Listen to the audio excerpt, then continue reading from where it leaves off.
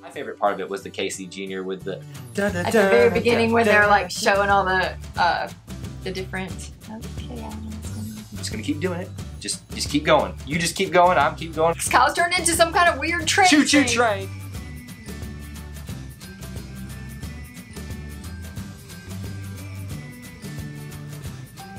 Hey everybody, welcome back to Eye to Eye Disney Through Our Eyes. I'm Kyle. And I'm Jessica. And it's time to talk about our spoiler-filled review of the brand new Dumbo live-action remake. I feel like it's a mouthful. Live-action remake of the original back in the day. Yeah. Kind of live-action because kind of not. It's, okay, so it's got live people in it. Yes, but obviously not live animals. I bet you they used live animals as like to recreate like the movements and everything. Yeah. Because if you haven't seen our spoiler-free review, you need to stop here and go watch that one so you don't ruin it for yourself. But in that one, you even talk about how real the skin looked. So they had to use some kind of like model. You know, do they have elephant models these days? I mean, oh, I'm sure. I mean, I don't know what that kind of gig pays for, but anyway. If they have hand models, I bet they have elephant models. I forgot that they have hand models. Or they have like hoof models, paw models. There you go. Anyway, we're going down a tangent we don't need to go down. Spoiler-filled review. Again, do not watch past this point if you don't want to be spoiled on the movie. What's the first thing that comes to your mind about this Dumbo film when you think about it? Dumbo, obviously, the elephant. Duh, obvious. I mean, that's the first thing that I think of, is I think of that little baby elephant and his giant ears and how cute they are and how much he trips over them and then how sad I am because people are so mean. And speaking of, that's a good like parallel on life, and it kind of reminds you that people have feelings and elephants have feelings, whether they do or not, we don't know. But it's just a good reminder that be kind. Yeah, Dumbo's ears look different. So what? My ears look different. You know, everybody's got little things, and I think that the overall message, so long story short, the overall message of Dumbo is be kind and don't treat people differently because they look different, and I love that. Just wrapping it all up into one little package there. Well, before we go any further, though, you know what we have to do.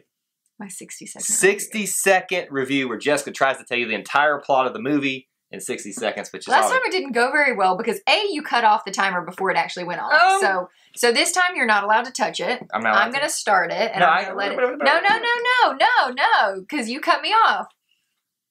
And go. No, this goes by a lot faster than I think it does. Ready? You're going to watch me hit start in just 1 minute. Like, it's only 1 minute. Ready? Go. So Dumbo is this little elephant that's born to baby mama Jumbo, Mrs. Jumbo. Baby mama. She is a big elephant that's in a circus from Max Medici. It's his circus. And there's these two kids, and their dad is Holt, and his wife died while he was in the war, and he comes back and he's only got one arm. So I don't know why that's important. But anyway, so these kids and the dad, and they like watch this baby elephant be born, and then people are mean to the baby elephant in the circus, and they're like really rude. But then they end up realizing that the baby elephant can fly, Dumbo can fly. And so when they get a feather, and so they give him a feather, and then he flies, and then so he's gonna make Max Medici a big, like, lots of money. So they make him fly, and then this other bad guy, V.A. Vanderveer, whatever, he comes, and he like tries to buy them and then go to this other circus, but he's really bad, and he wants to steal Dumbo. And so he tries to, but then it burns down like something. Dreamland dies and burns down, and Jumbo and Dumbo get reunited, and that's pretty much the majority of it, even though Kyle is rude and literally took up 10 seconds because he was rude. Time's up. I thought it was going to go away completely. I didn't know if you were going to be able to see your timer there. That was too bad.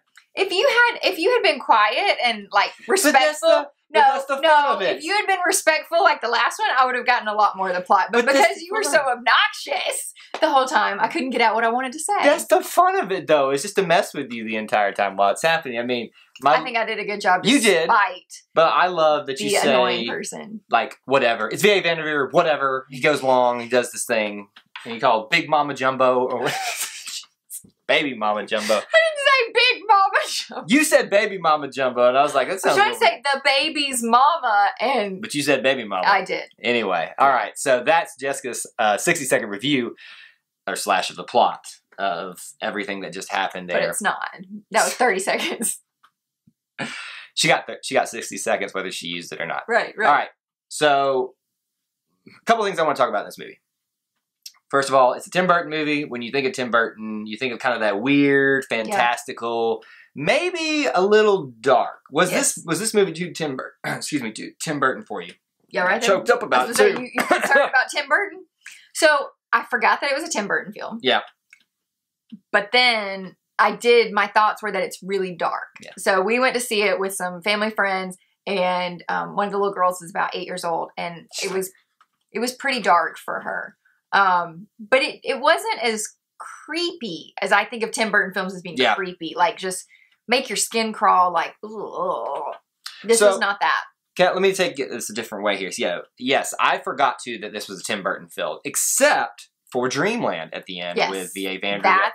That's where I still forgot about it, but when the movie was over, I was like, oh yeah, that was a very Tim Burton-like feel. So I think the fact that you don't lose yourself in the Tim Burton-ness of it all was a huge plus for the movie.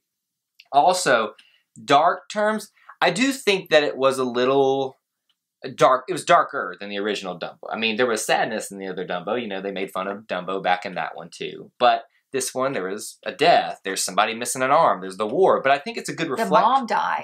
It's a good reflection of the times that they're in post World War I, where nobody thought things were going to end up well. They always thought that the next great war was going to happen. I mean, so it fit the time period. It did. You're not wrong. It did. Yeah. And I guess when you think about V.A. Vanderveer, that's just hard. It's like say. When you think about him, he reminds me of Tim Burton. Like, what's the actor's name that played him?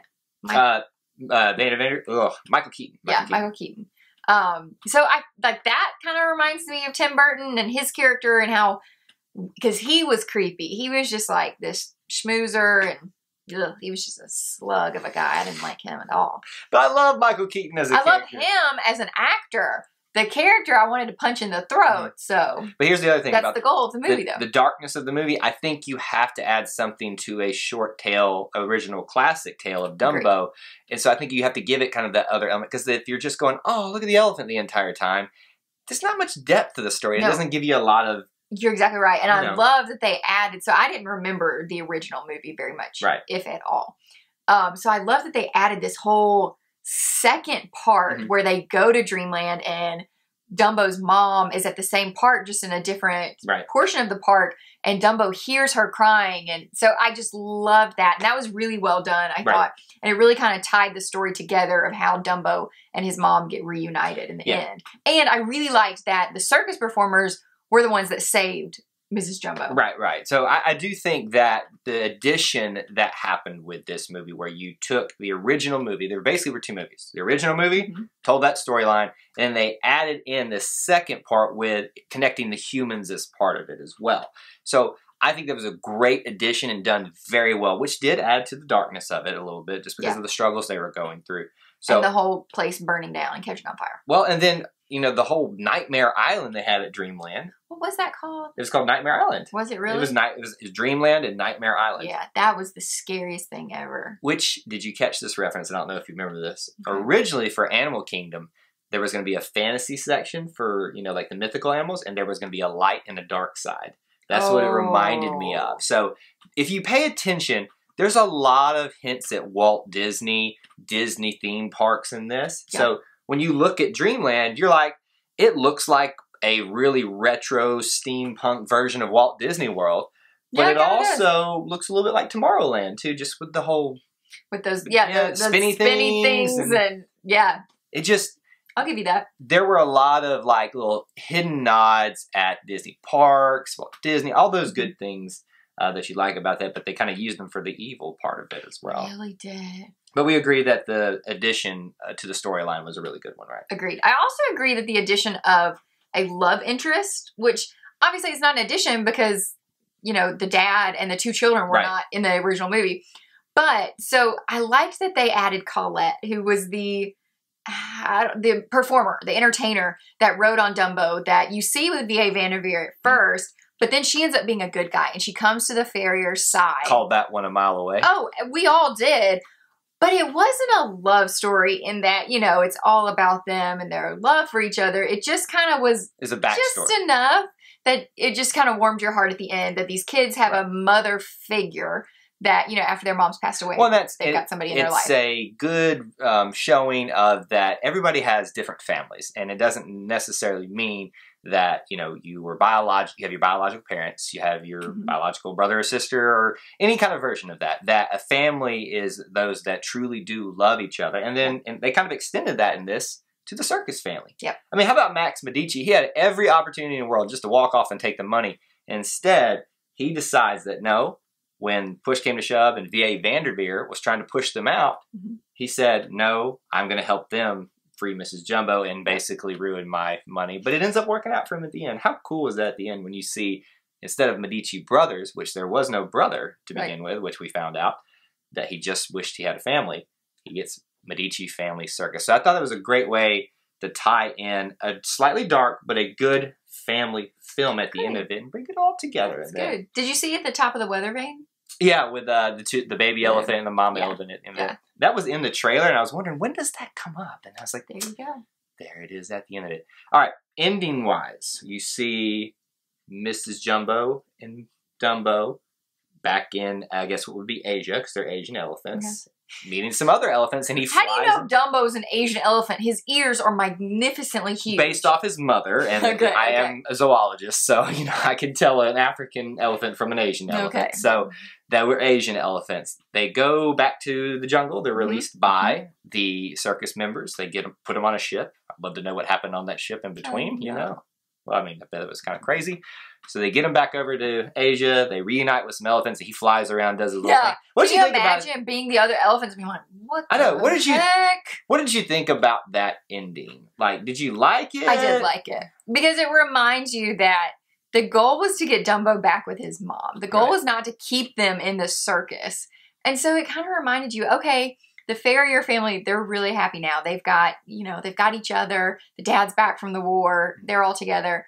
And Dumbo and his mom are back together, and they're back in their home. Right. So it's not the ending I expected. I thought they were all going to stay in the circus and be together, but it's the ending that I hoped for. I didn't really like that last little scene. If they had just left it as the Medici family was, they found a way to move on without the animals, and they just sent Dumbo and Mrs. Jumbo on their way, kind of ambiguous. I know that doesn't have a happy, like, you know, feel-good feeling at the end. The zoologist in you realizes, okay, it probably wouldn't go that well. It would not go that well. So, you know too much. We have to go back to Disney, like, everything's perfect. So, everything's perfect. They're going to go back to the jungle. Nothing's bad. It just felt a little forced to me. That's the only. That's my main negative probably out of that ending part. And the other thing is, you know, this is a little bit of a side here. I'm not going to get on my soapbox, but there was a little bit of a forced message about animals and what people consider captivity here, and you know, some negative connotations behind that. Yes, we can have a discussion all day about that, and trust me, I can go on and on about it. We're not going to do that here, but you know, just be aware that all situations are not bad. You know, and that type of, and captivity has negative connotations, but it's not always that way. So that's all I'm going to say on it. So the last thing I think we probably need to hit on are the songs. Oh, good one. I forgot about the songs. Yeah. So again, I don't remember the first Dumbo very well. I've seen it a lot as a child, but I haven't seen it in probably 20, 25 years. Decades. That's how old I am. Yeah. So I didn't remember any of the songs. Not even Casey Jr.? No. You didn't catch that at the beginning when Casey Jr. comes? No, that's true. That's true. I did remember that song. But honestly, I don't remember Baby Mine.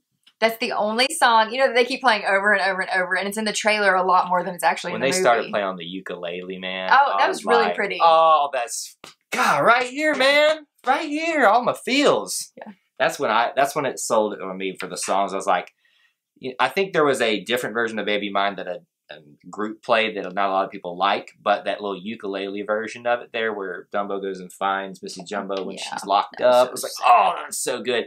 My favorite part of it was the Casey Jr. with the at the very beginning when they're like showing all the different. Okay, I don't know what's going on. I'm just gonna keep doing it. Just keep going. You just keep going. I'm keep going like Casey Jr. So I think this is about where we're gonna end.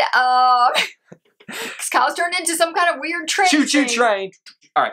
Yes. So that is our spoiler-filled thoughts of the movie for Dumbo, the live-action remake for 2019. Now we want to know some stuff from you. In the poll that we have up here in the right-hand corner, did you like the film if you've seen it? Make sure you vote yes or no up there, but also in the comment section, keep the conversation going now that this is spoiler-filled. You don't have to worry about spoiling anybody, because if you're still here, sorry, you got the whole thing messed up for you. But let us know down there in the comment section what you thought about the movie. Did you like the music, the characters, anything and everything?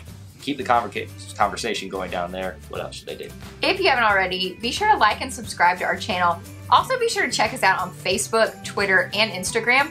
We do a lot of discussions about these movies and everything each week, so check us out there. And that's it. That's all we have for this edition of Eye to Eye, but until we assemble again, may the force be with you. And we'll see you real soon. Bye. Don't hit me. Ow!